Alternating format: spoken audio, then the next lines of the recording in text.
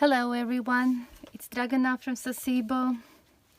I hope you're all well. Thanks for joining me today.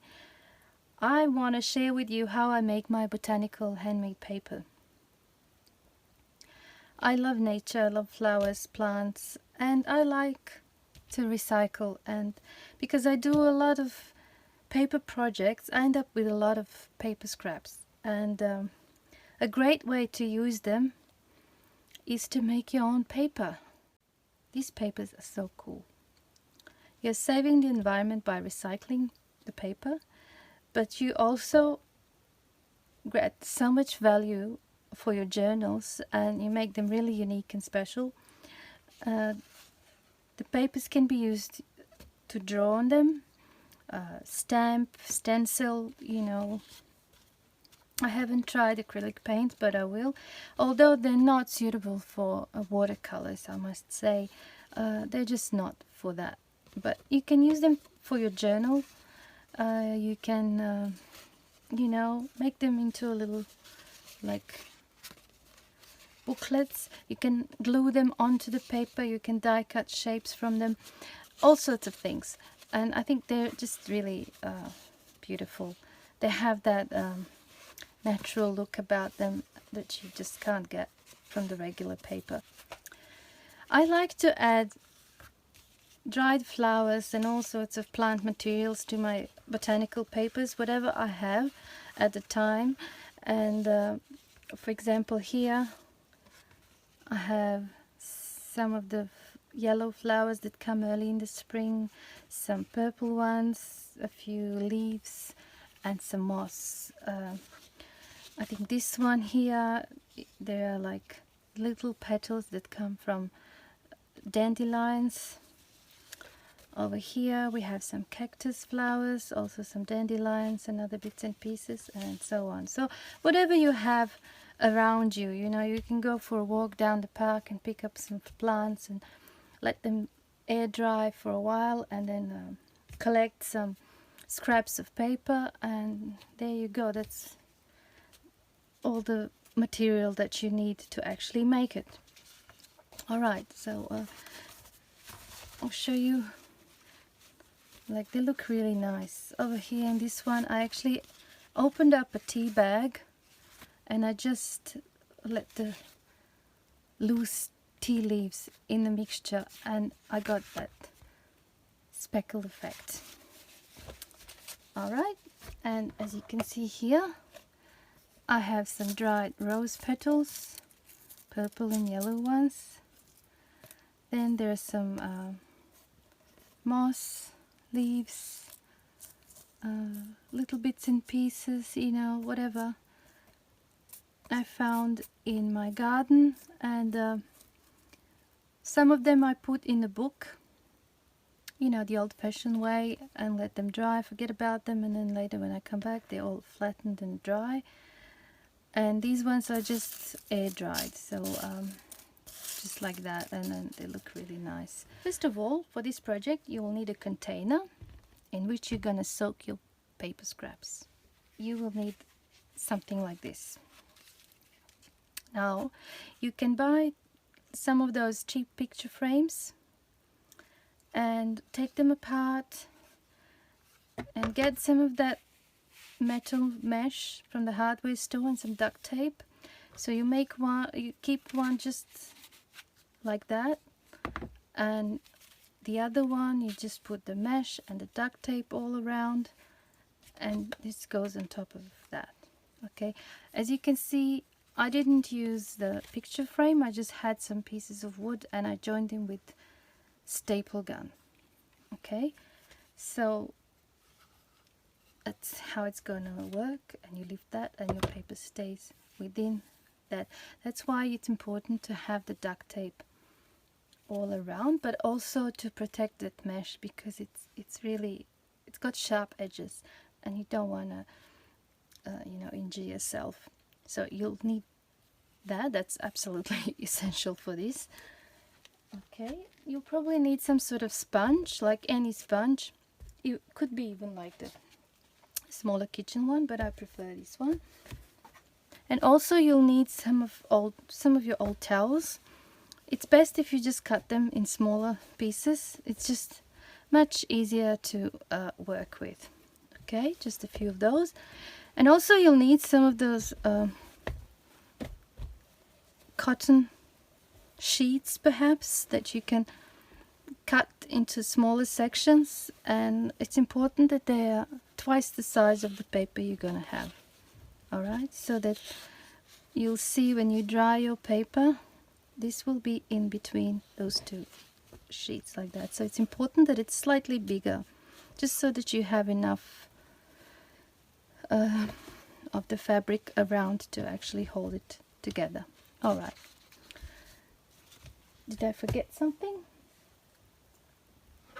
Oh yeah, and another container, which can be the same one as this, but it's best if it's wide enough for you to actually do this. You know, this has to fit inside, and you need to have room for your hands to move. All right. Okay. You will also need some sort of blender. Could be a hand blender or just a regular blender, whatever you have. But if you don't, you can certainly try and work your way through the paper mush with your hands. I haven't tried it. I always used blender, but you know, you can try. Who knows, maybe you'll end up with a good result. I don't know. Okay, so that's the tools that you need. Now you'll also need scraps of paper. You know, any paper, bits that you cut off when you're making your journals, and you know, could be thicker, thinner, whatever you have. You know, it could be printed paper, it could be book pages. That's fine. You might get a different color, and the end result will definitely depend on what type of paper you use. Okay, you will also, like I said, you will also need some of the plant materials that you can pick up from your garden or from the park or anywhere outside, and it's best if they're dry. But if you don't want to use these, you can just skip that part. You just use plain paper scraps. That's fine. But I just think that this makes them just a little bit more interesting, you know, than just plain handmade paper. Okay, and you'll need water. Okay, so let's get started.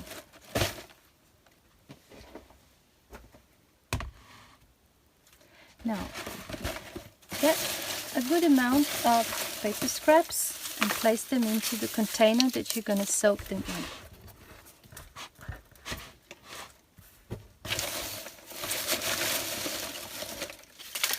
As you can see, I have all sorts of paper here.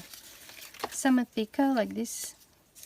Some are thinner, some old.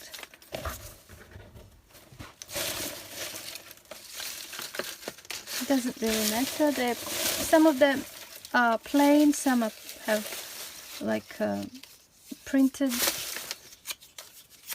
bits, but that's fine. You can certainly make them into smaller pieces, but you don't have to. Like, even if it's just roughly chopped, that's fine. Get more, and that's probably enough. All right. Now boil some water and pour on top.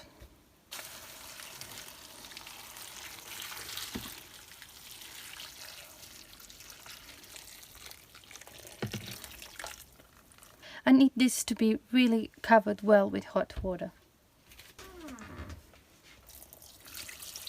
And one more jar. Alright, now it's best if you leave this until the water cools down, and just use something to push it down into the water. It needs to soak really well, otherwise your blender might break. And it's fine even if you leave it for a couple of days. I made papers with this pulp that was sitting in the water for 3 or 4 days, and I must say the longer it stayed in the water, the better results. But I usually don't have that much patience, so I just, when I decide to make some, I want to do it straight away. So what I found that it's easiest just to pour hot water, let it cool, or even let it overnight, and then continue the process afterwards. For this next step, you need a blender. It can be a handheld blender, or it can be one of those. I use this one just for my craft. I don't use it for food or anything else. Basically just when I make my handmade papers. Paper and water mixture has cooled down and the paper is really soft. I mean, it would be better if you leave it overnight, but it doesn't have to be, you know. It's, you know, you can see it's falling apart. You can almost do it by hand. So the way I do this next step is I add some just plain cold water to the blender, about 1/3, or maybe even a bit more. Yeah, 1/3, and then I add some of this, like a handful. Okay, perhaps a little bit more.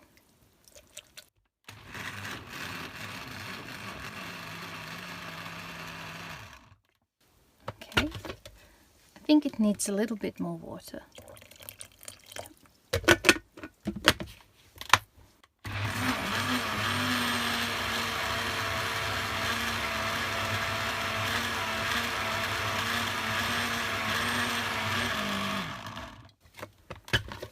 So that was for about 10 seconds.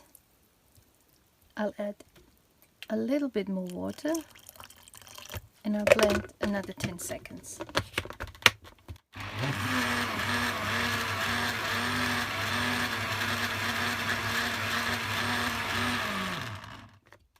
Oh, that's plenty. And then you pour that mixture in this container. Now, as you can see, this is quite thick. We need to add more water to this. And even more. I'll get some more water. I'm just using cold tap water. Let's check now. Yeah, I think this is quite a good consistency. You know, if this mixture is too thick, you probably end up with a thicker paper. If it's too thin, you'll end up with thinner paper. But it's much easier to work with when there's enough water inside. I might actually get more water in.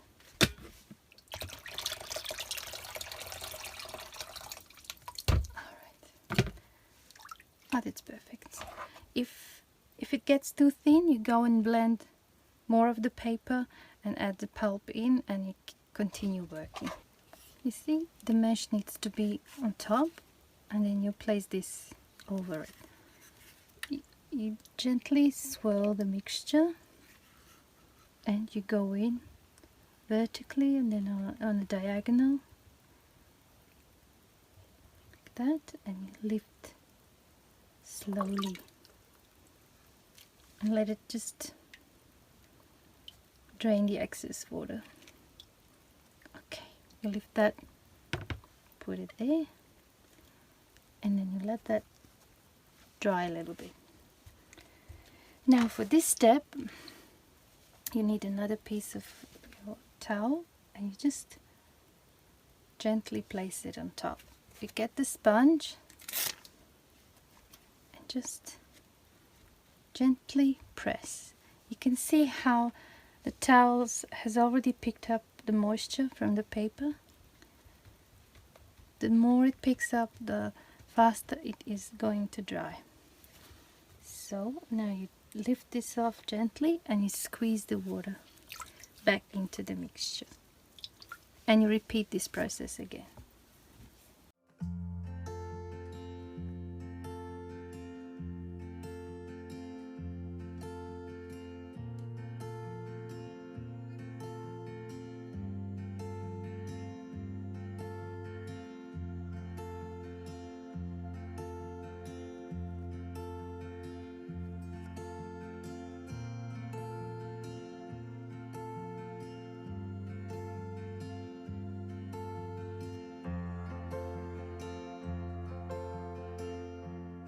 So now you get this thin linen, cotton, and you open it up. If you're using the one that's folded, you open it up and you just place 1/2 of it over it, and again gently press.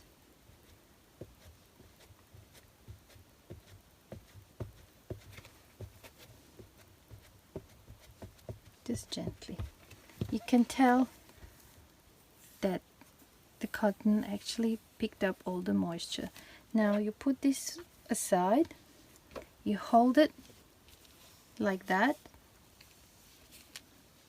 you just let it drop. Okay, now what I do is this, just so that the mesh can release the paper. You have to tap it perhaps a few times and slowly lift it off, and it worked. There's your paper there. So now you get that other half of your cloth, and again just gently push, not push, gently press.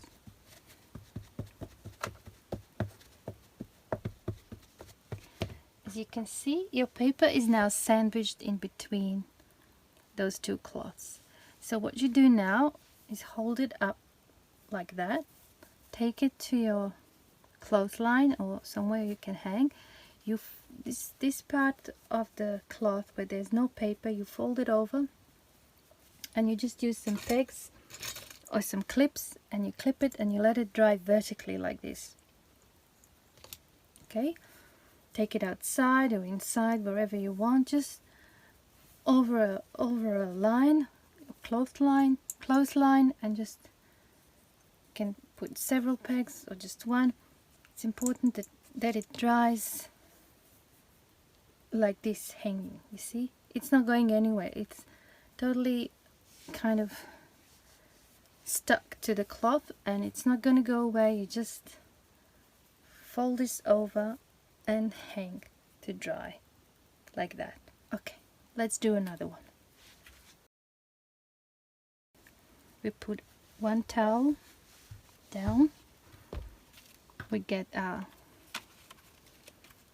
tool, gently swirl the mixture, you go in,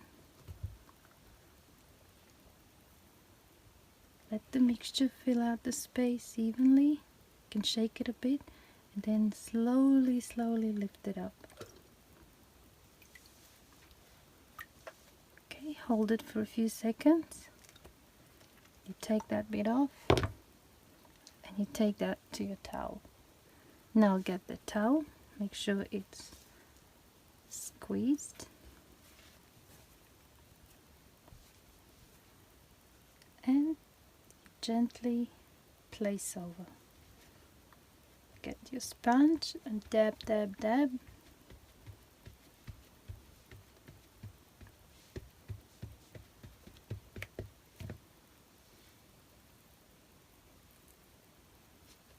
Now squeeze it.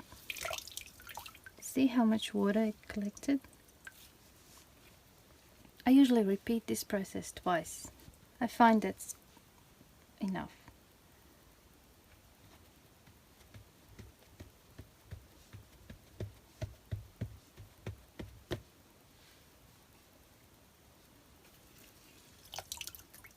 Alright, so now we get our cloth.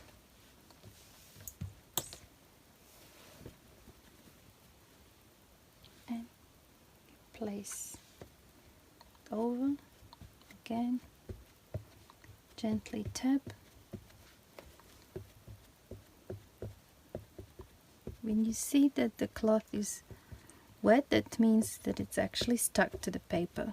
So that's a sign for you that it's ready to be taken off the mesh. So just dry this area, put that aside, again hold here and you know, like just lean on the desk like that and then just drop.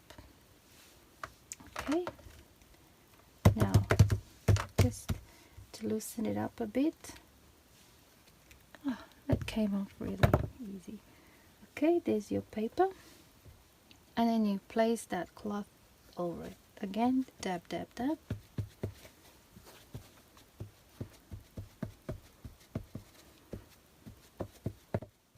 Okay, second one is done. Let's do one more time. Plain one, and then we'll add flowers.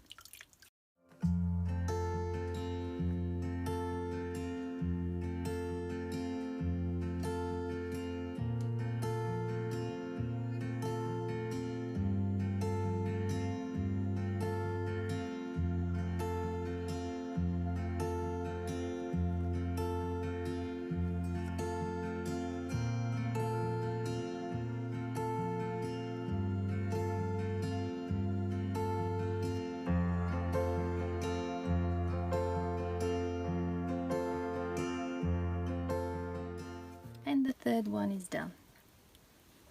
Now let's make some with some flower petals.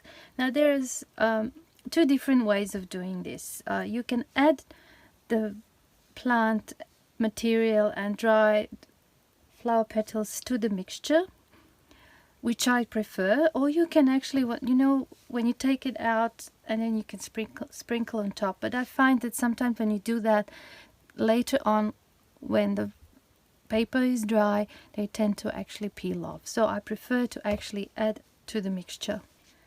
I thought for now, let's get some of those. I'll just squish them a little bit because I like to have smaller bits and bigger bits as well.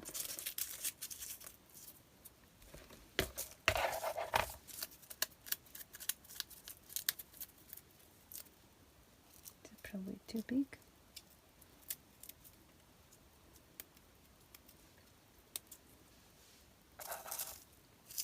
The water might get colored a little bit from the flower petals, especially from the purple ones, but that's fine. It just adds to that character.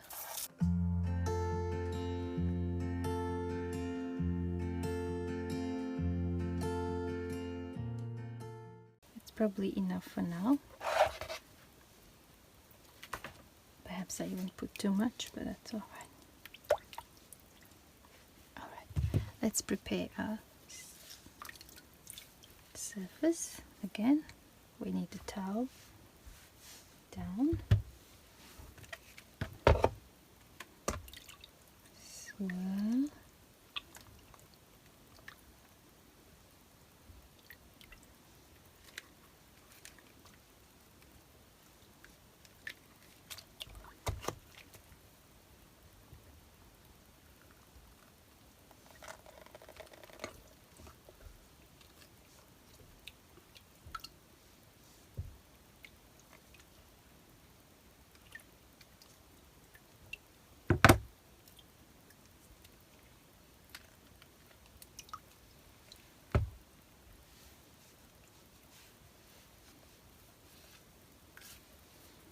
Process is just the same as with the plain one.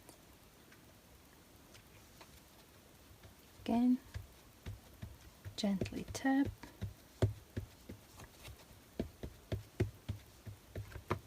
And slowly peel off. As you can see, the purple rose petals have released some of the color. That's fine. It adds to the character. I like that.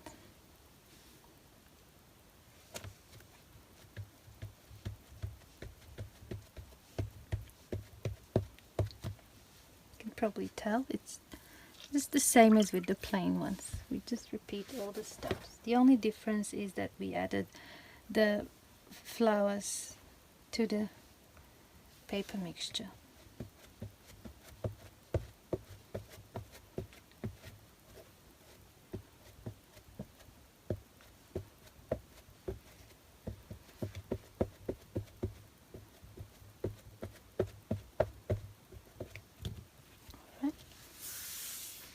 side again and drop.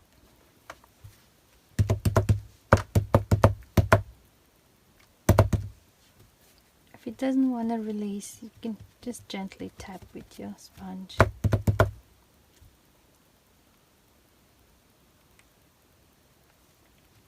And this one seems to be stubborn.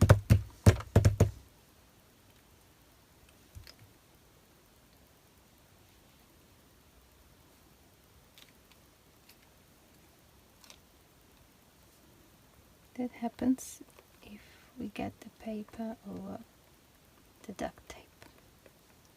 So I'm just gently pushing it off the duct tape.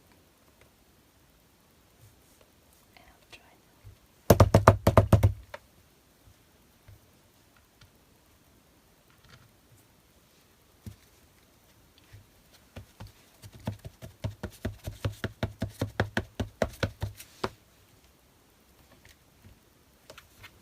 It doesn't want to move. Let's do this.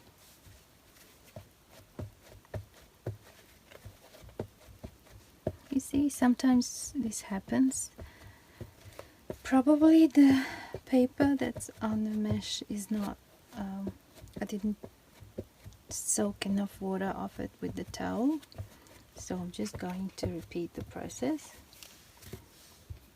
Hopefully this time it will work.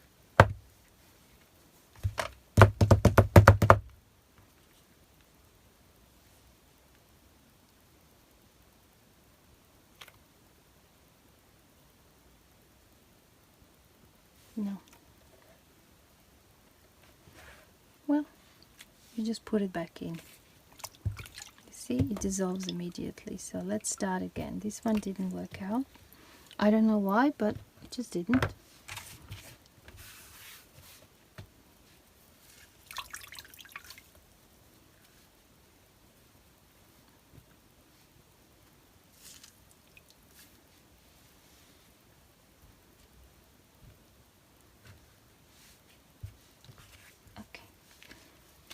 Now, let's try again. I think it's important that you see that these things happen. Otherwise you might think, oh, what am I doing wrong? But I'm not gonna cut out this part of the video. I'm gonna let you see how I struggle with it, because you might struggle as well. And then it's important that you see that it can happen. But it's nothing that it can't be fixed, because as long as this paper is wet, you just return the whole thing back into the water. As you can see, it dissolves immediately, and you just try again. Not a big deal at all. Okay, let's get some dry towels.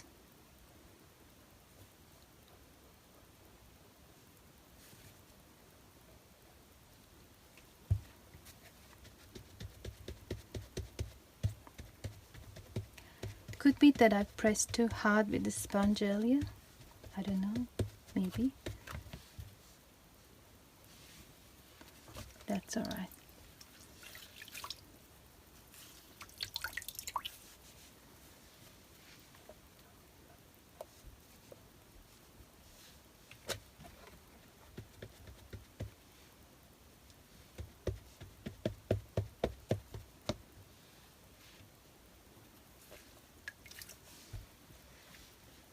I'll just get a clean cloth.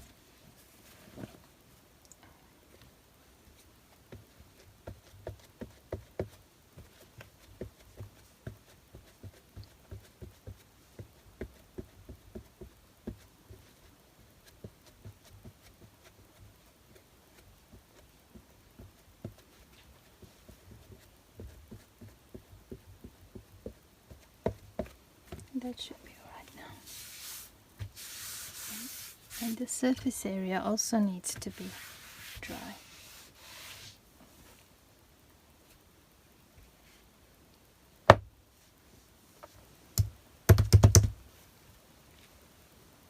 Now, there is a little bit that came off, but that's fine.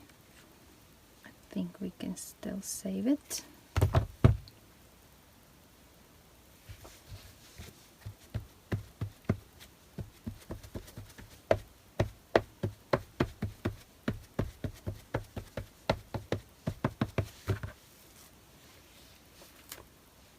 Here it is.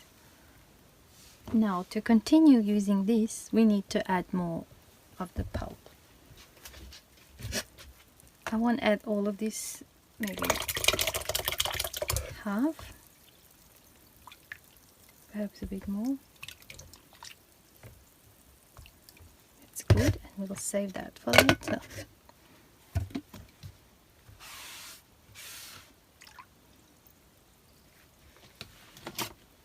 Okay, now let's make a few more.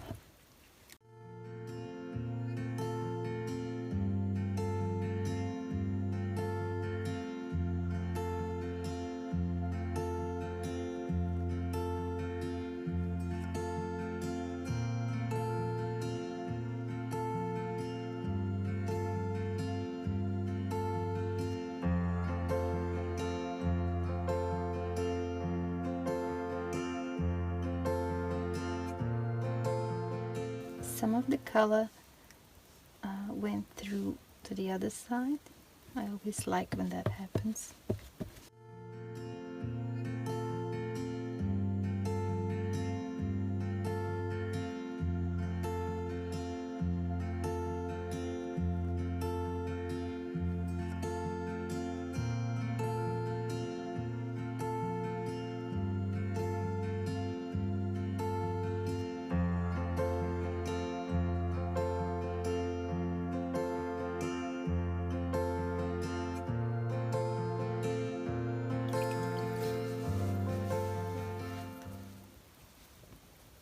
When you make a thicker paper, like in this instance, where we had a bit more pulp on the actual frame, there is obviously more moisture that needs to be extracted, and if you don't extract enough, when you go to take this piece of towel off, you have to be careful so that it doesn't pull the paper with it.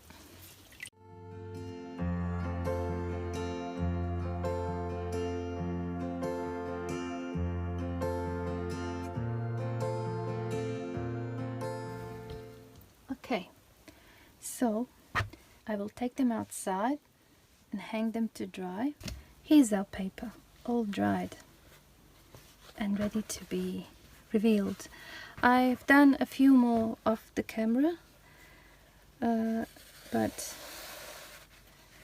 let's see what we created.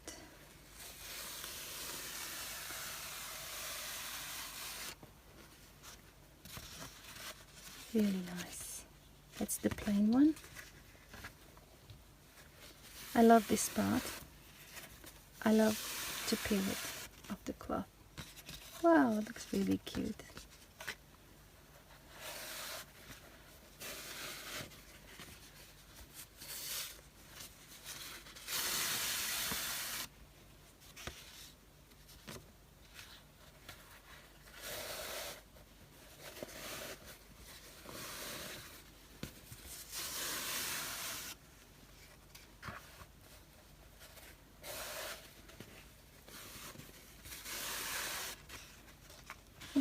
They're the ones without any flowers. As you can see, the flowers have released some of the pigments. That's fine. Let's see what we have here. Really pretty.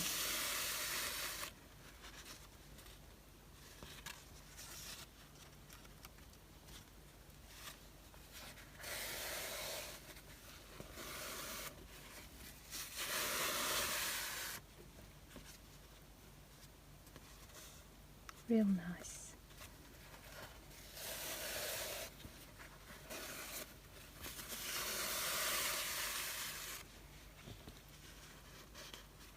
They look very interesting, I think. I might have put too much dried flowers and plants, but they still look very interesting.